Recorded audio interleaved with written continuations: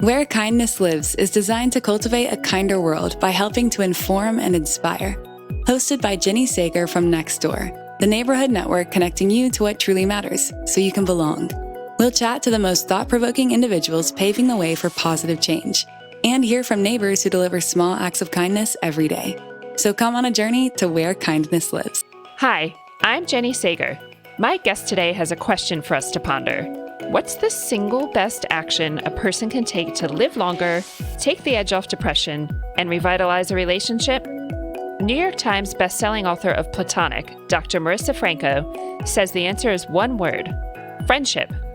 Her research focuses on the powerful role of communities in shaping who we are and how we flourish. So what's the art of making new friends and keeping them? Let's dive in. Marisa Franco, welcome to Where Kindness Lives. Thank you. I'm so excited to be chatting with you, Jenny. So we always start this podcast by asking, what does kindness mean to you? It's a simple question, but I've been thinking really deeply about it. I've been, in my class, we've been talking about attachment styles and how basically when you've found your own inner sense of security, you're more likely to be kind because you can direct your energies outward because you don't have to focus as much on your own internal turmoil, right? So I think kindness is I'll say then kindness is like a form of healing for yourself and others around you. I love that. We've been asking this question to so many people, and we haven't heard an answer like that before. And I really, really love that. Is there someone that comes to mind that you feel like has demonstrated that in your life when you think about the way that you just explained kindness? Yeah, definitely. My friend, Vanessa, she's like a very present person. She's the kind of person that makes you feel so safe and so cared for. We call ourselves Kindred Spirits because we actually haven't spent that much time together, but we feel very close to each other. And she lives in St. Croix, and I visit her, and I'm going back to visiting her. And I think she's just a beautiful example of kindness. And that's a really good segue into whether or not you can build those strong friendships despite distances, because you just said you haven't seen each other that much, but you're obviously really, really close friends. So how do you do that? How do you build a strong friendship with somebody who doesn't necessarily live near you? Yeah. So a few things help, right? There's we talk about how long does it take to make a friend? But I think that's a difficult question to answer because it really depends on how you spend your time together. And there are certain things you can do when you're together that really supercharge your feelings of connection, like being vulnerable, for example. Like that, after people are vulnerable with each other, they report feeling much more connected.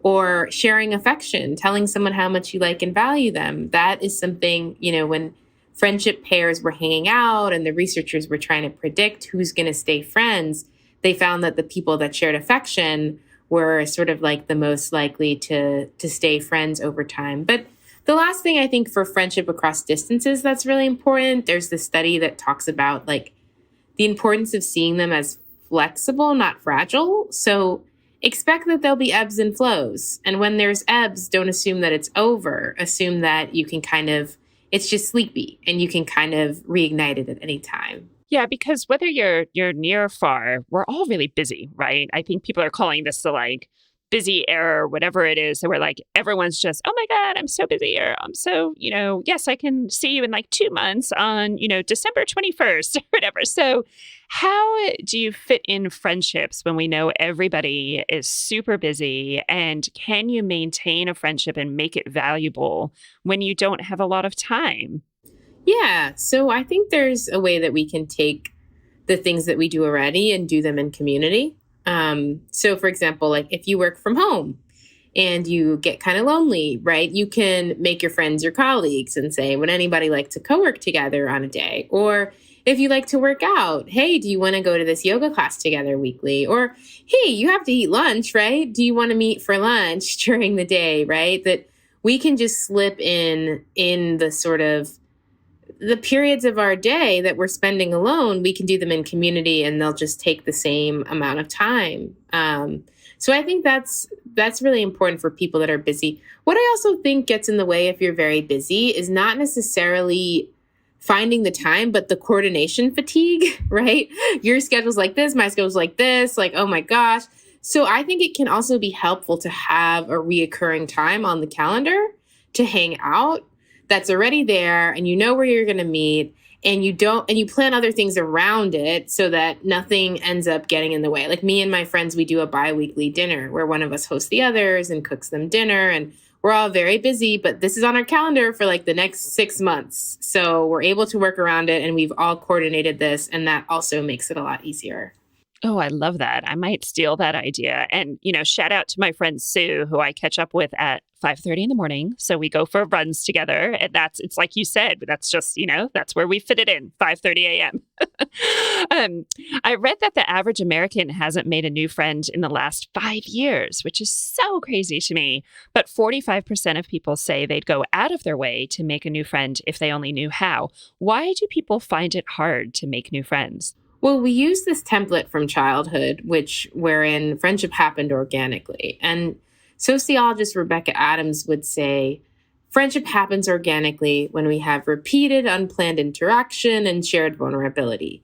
So that's school. It's gym, it's lunch, it's recess. But for us as adults, we may see people every day, but we're not always vulnerable with like our work colleagues, for example. And one study actually found that the more time you spend together at work, the less close you feel, because I think it's because like we only really show one side of ourselves. So what that means is that if you rely on that same template, that it'll just happen and it's going to happen organically from childhood into adulthood, you're going to be lonely because friendship really doesn't happen organically in adulthood. Like you really have to try and put it in the effort. Are there certain traits that people have that make them naturally kind of easier to build friendships and those friendship values? And if so, what's your advice on how to improve those? Yeah. So I used to think that to make friends, I have to be entertaining or insightful, funny, right? But when I read the research, I found that that's like the least important thing people report wanting in a friend. And the most important thing people want in a friend is someone who makes them feel like they matter. So the people that are really good at making friends are really good at making other people feel like they belong and feel like they matter, right?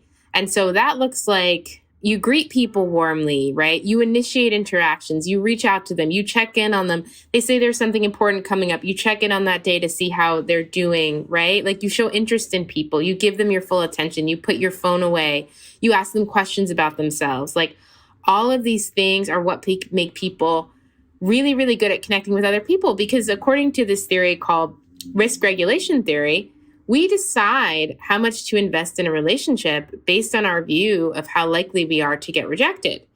So when where people are sort of saying or implying, hey, I like you, right? What they're doing is telling you you're not going to get rejected. And that frees people up to feel comfortable investing in you. There's actually a theory called the theory of inferred attraction. And what that means is that people like people that they think like them. So I guess the tip too is like, try to look for something to like in everyone that you meet. Interesting. That's so interesting. I think people, as you said, are really open to new friendships. I mean, we see this all the time on Nextdoor where somebody posts, hey, does anyone want to go for a coffee, or does anyone want to go for a run? And you just instantly see loads of people responding, and it's almost like they're just waiting for somebody else to say it. Do you find that like everyone's kind of waiting for someone else to do it, but you kind of need to be the person who takes that first step? Yeah, like everybody's not asking you to hang out, not because they don't like you, but because they're scared just like you are, right? Like, why aren't you asking everyone to hang out? Because you're probably scared too. And I met this woman and she was really good at making friends. And I was like, okay, how did you get so good at making friends? And she said, my mom always told me, everybody wants to be your friend. They're just waiting for you to initiate. So you believe everyone can make friends. There's someone out there for everyone, like we say about dating, right? I do. And I want to temper that just by saying that you might get rejected, right? It's less likely to happen than you think, but it still might happen. But I think we need to see like rejection as part of the trajectory to intimacy and belonging rather than a sign that you should stop trying, right? Like if you're trying to make friends and connect with people, part of that is facing rejection. It's not a sign that you're doing something wrong. It's a sign that you're doing something right. Like it's a sign that you're putting yourself out there. And there's actually research on this that when college students read about a story from someone where they said, at first it was really hard to make friends and I didn't feel comfortable with people, but I waited it out. And over time, I found those connections. And when they shared their own stories of that, they actually reported feeling more belonging over time. And they were kind of less likely to leave the game. I think an issue that some people face is, right, they'll put themselves out there once, it won't work out, and they'll be like, never again, right? Like, that's it. Nobody likes me. Nobody wants to hang out with me, right? But no, like, that's not a sign to stop. And in fact, when I talked about the mere exposure effect, the implications of that, this idea that the more familiar we are with people, the more we like them, is that when we don't know people well, we're going to be weary and it's going to be a little awkward and it's going to be a little uncomfortable. We're not going to trust people in the same way. But the mere exposure effect suggests that that's part of finding connection. It's like stage 1 of finding connection. It's not a sign to duck out of connection. So I want us to think, really, I think it's helpful if you want to make connections with people to think of rejection is a success because it means that I'm putting myself out there and I can't control the outcome of that, but I can control my own behavior. And I am engaging in a way that's setting myself up to find the community that I really want, even if in this instance it didn't work out. Where Kindness Lives will be back in a moment. Do you love where you live? Well, of course you do, or else you wouldn't live there. We have an amazing campaign coming up right around the world on Nextdoor called Love Your Neighborhood. It's a photography competition, and you don't have to be a pro. You can just get outside with your phone, take a picture of something that shows why you love your neighborhood. It could be your favorite local cafe. It could be a neighbor who you just love saying hi to every day, an animal you see, or a favorite park. We want to see what you love about your neighborhood. Post it on Nextdoor with the hashtag #LoveYourNeighborhood. It's coming up in just a few weeks, and you could win some awesome prizes along the way. We did some research actually at Nextdoor, some scientific research around the world, where we actually were able to quantify how many neighborly connections you need to build to start getting that positive impact on your mental health and well-being. And that number was 6. So if you could connect with 6 neighbors, that's when you would start to get that positive impact on your mental health and well-being. In your research, have you found a number of friends? So is it, you just need one really close friend to kind of start having that impact? Is it 3? Is there no number? Well, we know that the biggest bang for your buck when it comes to like friendship and its impact on mental health is when you go from 0 to 1. Like that's huge. That's going to make a huge difference. And then the impact on your mental health, it starts to level out around like 3 friends, 3 or 4 friends. But that doesn't mean you should stop making friends at 3 or 4, right? Because we know that one of the things friendship does for us, which is why we tend to make a lot of friends in our young 20s, is it expands our sense of our own identities. We connect with different people. They show us new things. A different side of ourselves comes out with each different person, right? And so it makes us feel more expansive. So if you're feeling like, man, I feel like I'm stuck in a rut, or I feel like things are too routine, or I feel like dull, I'm like bored with myself, right? That might be a sign that you need a sort of larger network to bring you new experiences and that sense of like adventure, if that's what you're looking for. But as we get older, we tend to, this is a theory called the socio-emotional selectivity hypothesis, that as we get older, we tend to prune our friendships and be like, I don't want to be friends with everyone. I want to be friends with the people that I feel really close to and very intimate with. So older folks actually report wanting like fewer kind of quality connections because they're prerogative, right? They're thinking, I only have this amount of time left. I want to spend it with people that I feel really close to. So it also can really depend on your life stage. Well, and I think that again relates to why it's harder to make friends in later years, because you're kind of trying to break into circles of people who've already made that decision. Like, oh, I've already got my, 5 friends and I don't really need any new ones. So I think it goes back to that, doesn't it? Yeah, it does. And some advice that I have for people who are facing that, because I think it's real, is to find the transitioners. People that are in times of transition. I just moved to a new city, just started new school, just retired, just got out of this relationship. They tend to be particularly open to friendship. So if you have the sense that, oh, I want to make friends, but nobody seems open to it, right? Like make yourself intentionally find the transitioners. And I think we tend to find these transitioners when we pursue a hobby in community with other people, when we join these social groups, right? Those are people that are looking to expand their network, are looking to meet people. So you already are putting yourself within a certain selection pool that makes it more likely for you to find the connections you seek. You're listening to Where Kindness Lives, and we're chatting to friendship expert and psychologist and New York Times bestseller Marisa Franco. Marisa, I want to talk to you also about friendships at work, which you mentioned a little bit earlier. I love how you talk about this employee myth and how sometimes you can be happy in your job, but you feel like you don't belong, and that eventually leads to really an issue at work, doesn't it? Is it possible to stay in that job when you like what you're doing, but you don't have that sense of belonging? Or is that a sign that you really need to move on? Well, okay. So in the research on what makes work meaningful, they find that the top 3 factors are your relationships, your sense of competence, like you feel like you're overcoming challenges, you're accomplishing something, and your autonomy. Do you feel like you have choice over the tasks you do, whether you take a break versus being more micromanaged, right? So there is this way that if you have competence, you have autonomy, it can still feel very meaningful for you. But the factor that matters most out of those 3 is actually your relationships, right? So yes, I think obviously you can enjoy your work if it's really meaningful, even if you don't have those connections with other people. But having those connections will really make it so much better. And I think even being in a state of a connective state makes us better employees, right? Like there's research that finds that when you have a conversation with someone and come back and try to do it like demanding task, you're actually more productive at it, right? Versus when you just spent that time alone. So there's this way connection kind of it kind of refreshes the juices in our brain so that we can do better. There's other research that finds that when you estimate how steep a hill is, you see it as less steep when you estimate it alongside a friend, which suggests that we see these challenges that we might face at work, for example, as less challenging when we have that social connection. So, and friends at work, it honestly predicts outcomes like, are you likely to be retained, your fulfillment, your innovation, how well you work with teams, like,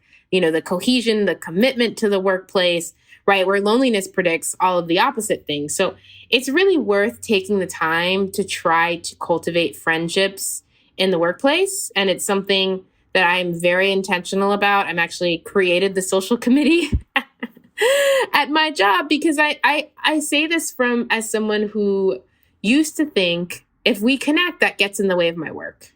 And I'm not going to be as good as an employee if I have connections. And obviously during COVID, one of the big effects was that most people started working from home, and we've kind of moved a lot of companies to remote working or remote offices, even if it's 2 days in the office and 3 days at home. So there's kind of this new hybrid workforce where people are spending less time in that office setting. So how do you do that when you're working virtually or you're only going into the office 1 day a week? And what does that look like now? Yeah, so it looks like when you do go into the office trying to create connections, I think there's I remember reading an effect in the telework research that 2 to 3 days is kind of the sweet spot.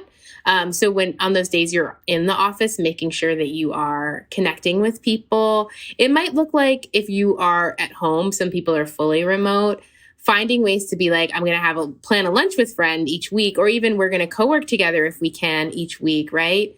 If you are open to Zoom, I know not everyone likes Zoom connections, but when I stopped working at my job and I didn't see my friends, we had a monthly Zoom call. And the other thing is if you want to make friends at work, you have to stop talking about work, right?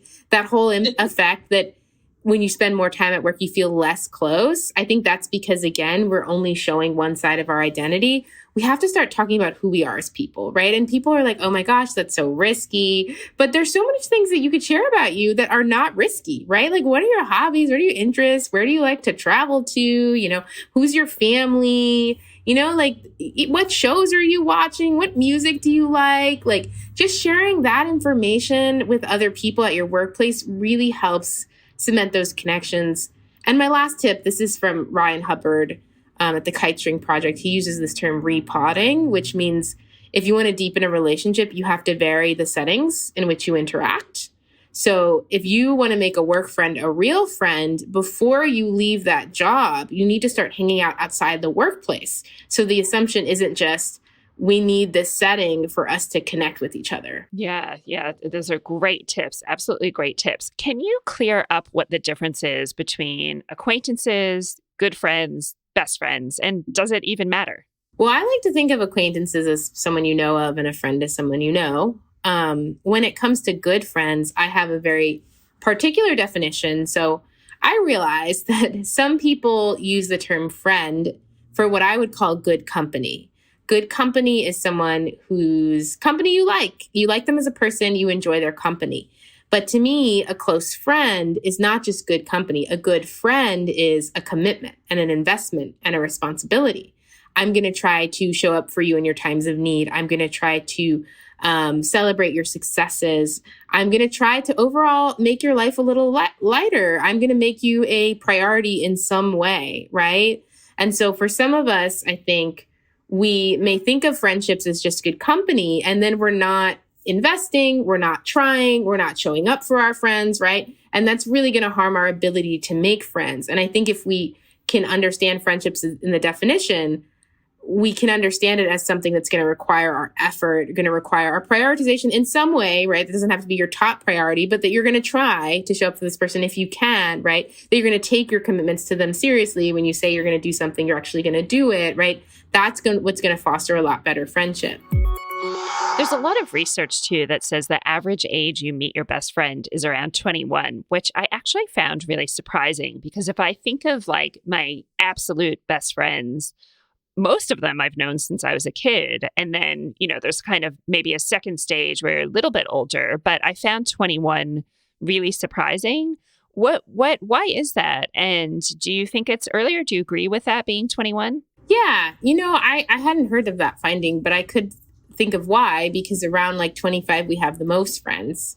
So I think at that age, we're kind of like friendship dating, friendship courting a bunch of different people, and we have the larger network. And I think what can help us find best friends is like when we have a big pool and we really choose that person that we feel like a really deep connection with. So I can understand why it might be 21. I also understand why you might think it would be your childhood friends, because the research shows the longer a friendship has lasted, the more likely it is to continue to last, right? So if you do have a friend from your childhood, it has more staying power than a friend that you might have made later in life. Well, speaking of making friends later in life, I want to share a story with you from a next door neighbor. So Anne is in her 70s. She's a widow, and she struggled to make meaningful friendships later in life. She recently moved, and she decided to join Nextdoor to try and meet new friends. Her story was featured on national television in Australia, where she lives, where there's a loneliness epidemic, as I mentioned. So Anne is certainly not alone, and it's a very, very common story. I'm going to play a little bit of the television piece for you, and I'd love to hear your reaction to this story. I saw a woman advertised, come and see my garden. So I thought, well, I'll try it. And 18 women turned up. And half of them couldn't have cared less about the garden. It was just a chance for women to get together and connect. Since then, this mother of two even joined other ladies keen to meditate. When we're younger, we've got our kids' schools, we've got our work where we're meeting people. But as we get older, all of those go. And, family members die, so that we have got less social life. And we need to do something. Whether it's the app or something else, these success stories say, don't just sit there and be lonely. I don't think there's anything better than having friends. Social connection is our most important need. I literally agree with everything she said. First of all, what I want to pull out that I think she did right is we have to try. We have to put ourselves out there. People are less likely to reject us than we think. They're excited to connect with us as long as we're willing to initiate. Social connection is so, so important. So we shouldn't just adapt to being lonely. And we need to create infrastructure for connection. And when we have that repeated, unplanned interaction, when we create a sort of group around some sort of topic, right, it really, really gives that to us. So I think she's doing a great job. And I could see why she's a success story.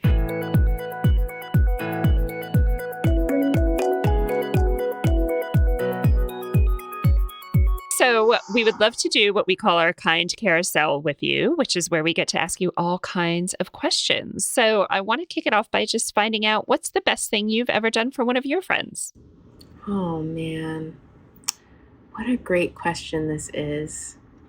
It sounds so banal, but I think it's really powerful. Like, I've been their confidant, and I've been like a place of safety for them. And I've been a place where they could express things that were only in their heads before they were expressed to me. And they've been that for me too. Is there someone that is your best friend or a group of friends you want to give a quick shout out to? Sure. I will give a shout out to my best friends, Kana and Lori, and my friend Vanessa, who I mentioned earlier as the Kindred Spirit. Amazing. What's your favorite TV friendship? So if you think about some of the famous friendships in TV series, old or new, who stands out?